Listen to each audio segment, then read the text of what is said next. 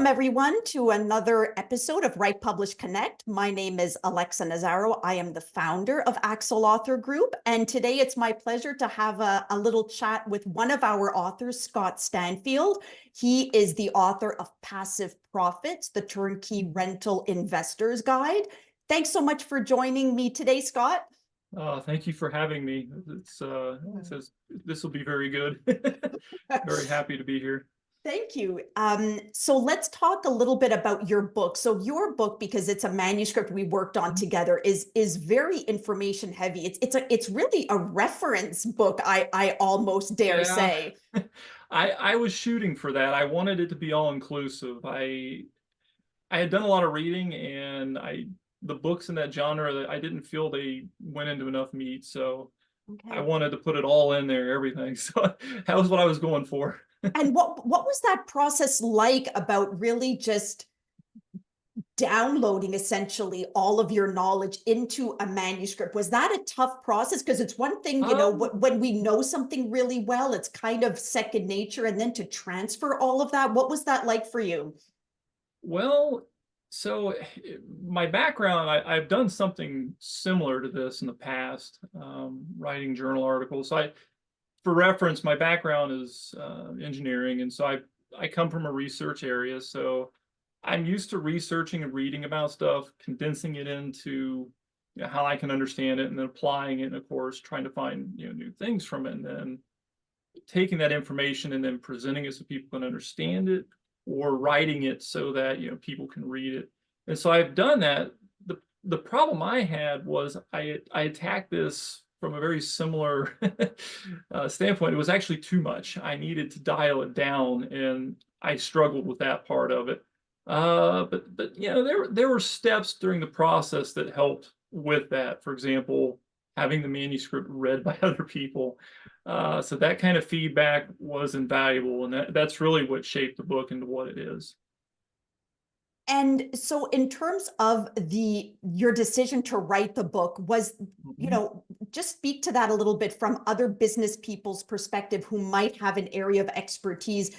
You mentioned that you felt that a lot of other books did not go into detail. Was that your primary reason for putting out this book? No, actually, that was a secondary reason. The primary reason, so I'll take a small step back, but I promise to keep this condensed, because it is long. There's a lot of thought that goes into this, but essentially I started researching how to just invest in real estate, and I read all kinds of books, and I developed notes and whatnot, and I then applied it. I learned a lot, and I was having success, and so I would tell, I was excited, so I told family and friends about it, and they wanted to know what I was doing, and so I started to tell them, and then I realized the only way for them to really follow would be to try to create checklists and whatnot, so that other people can replicate the same success, or at least see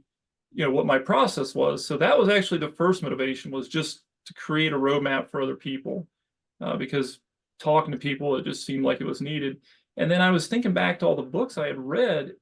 They didn't do that. They didn't tell you how to maybe some of the more important financial modeling stuff that you needed to know, or actually share with you their purchase criteria on how they find property, or how they actually evaluate a property. I thought, I can do that. I can put this into a checklist, all the processes, and I can just share it with people. And so that became the second reason. And so that's really pretty much all of it. And the whole goal is just to help people do something similar, or at least understand how I did it, and maybe learn something from it, and then develop their own method.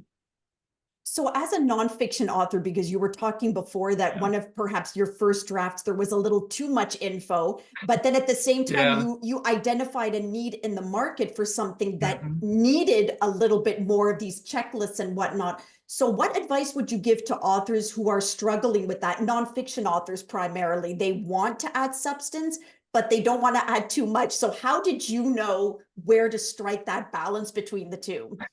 Well, I didn't know. That's just it.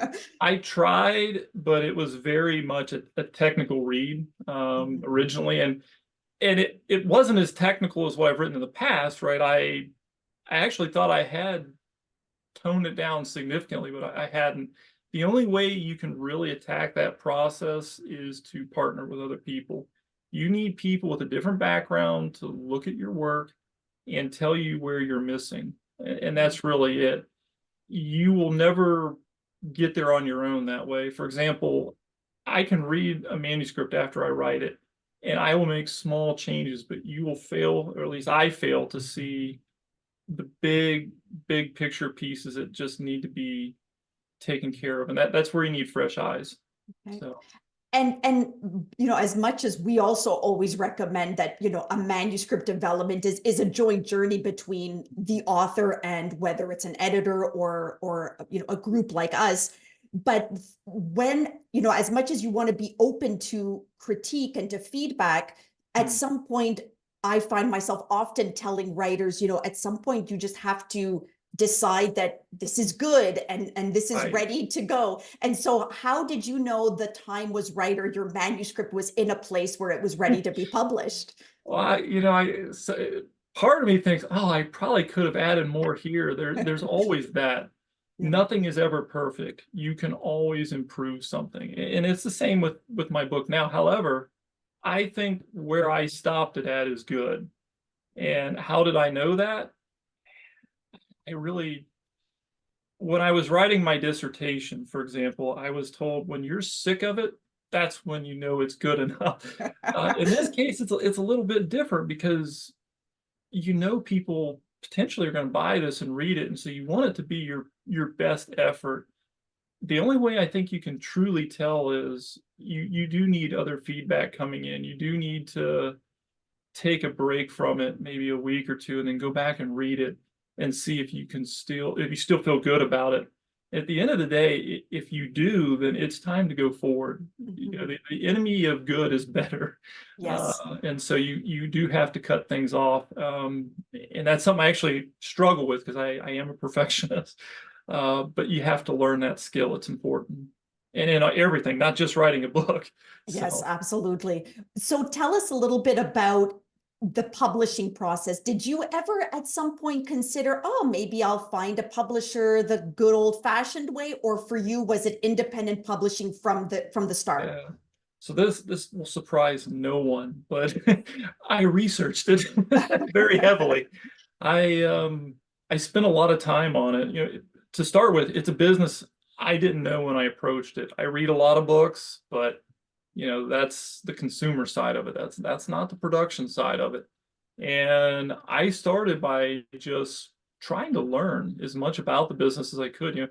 When I started, I didn't realize that there are essentially three different publishers, and there may be more. You can correct me if I'm wrong, but you have publishers that are like Aaxel, where they help you self-publish.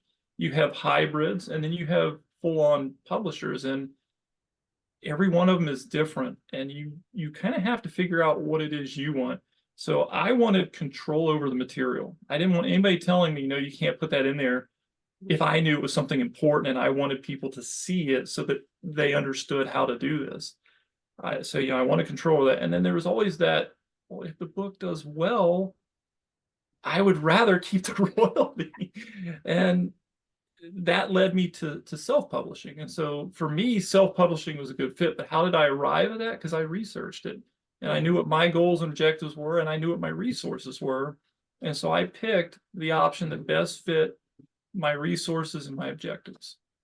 Yeah, I always tell authors that, if you're going to go into this and be an indie author, it's a decision you have to make with a great deal of confidence, in the sense that if you're always in the back of your mind wondering if one of the other options would be more appropriate, it's hard to fully invest in being an indie author. And by fully investing, I mean, you really take big ownership of that title of being an author, and you're not just, on the sidelines, you're part of that whole design and production process. So I totally agree with you on the research. Although knowing you, the research might have been a little bit more intense than it would be for the average person, but research is important. It was. I found a resource. It was all about self-publishing. They have about 20 pages. There's probably 80 or 100 publishers on there. I tasked my sister with reviewing it and me reviewing it independently, so we weren't allowed to talk about it. It took several weeks. This is after looking at it for a few months. And we were both required to come up with our top 5. Right. And then we had to compare, and it was all done independently. So that was my process. Interesting. So I was actually, you beat me to it, because that was going to be my question. One of your questions, yeah. Was your selection process. So, between starting out with the long list and then creating your top 5, what were, just speak generally about some of those things what were some of the factors on your radar? Well, like I said, it starts with what my objectives are. Right? I need to know what it is I want to do and what I'm trying to accomplish. I need to try to have some idea of what the scope of the project is going to be. And then I need to see what all these other publishers are going to bring to the table. What part of this problem can they solve? And, if I start working with a company and they don't offer everything, I've got to find another company for another piece. And for some people, that may be great, right? You might be very good at marketing, for example. And so you want to do the marketing in-house. Great, do that. But if you're not, or you have questions about any part, you really need somebody that has all those pieces or has a network that you can leverage to solve those pieces. And so when I was looking at the publishers, the first round was really, well, who offers what I need? Who looks like they actually have the right services?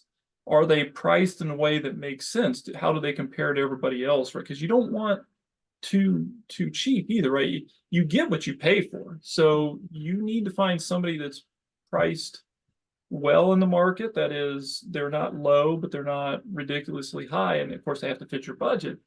But you also need to make sure that they offer those services. And so that's really the first round.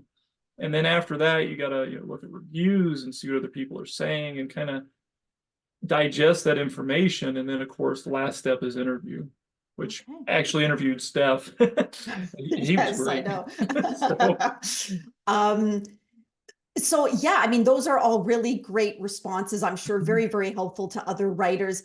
In terms of writing, are you working on another book, or are you just kind of taking a step back? Some authors they're like, oh, I really like this, I want to keep going. And others are just, no, I'm kind of done for now. Where are you in that? Well, so for me, like I said, so I didn't actually start this process with the idea of I'm going to write a book. I started this process with I'm going to be an investor. And then it was like, oh, I actually have something people want to know, and there was a niche for it, so I did it. I see other opportunity that way. I do other things.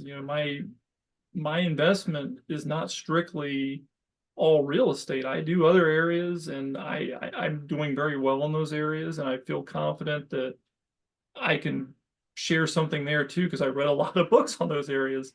And so I very much would like to write more. I have stuff started, right? I have notes and things, but I am very much about finishing what I start. And so I wrote the book, but that's just the first part of the journey. I still got to get the message out there, let people know that it's there as a resource, let people know they can reach out to me and ask questions for help. And so that's the next step. That's actually what I'm working on. I'm just trying to get the book out there.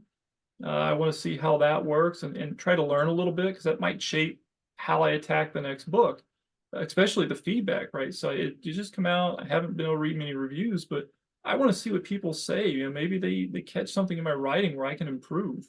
And so the next book would benefit from that. And so I would like very much to just kind of let this project breathe a little bit and see it more to completion, and then take that insight to help guide the next one. Perfect. Well, but yes, Scott, I want to write again. Well, that sounds great, Scott. Thank you so much for being on this episode of Write, Publish, Connect. And thank you for having me. Oh, no, perfect. And best of luck to you with this book and any other books that you might write in the future. Thank you very much. All right. Take care. Thanks. You too.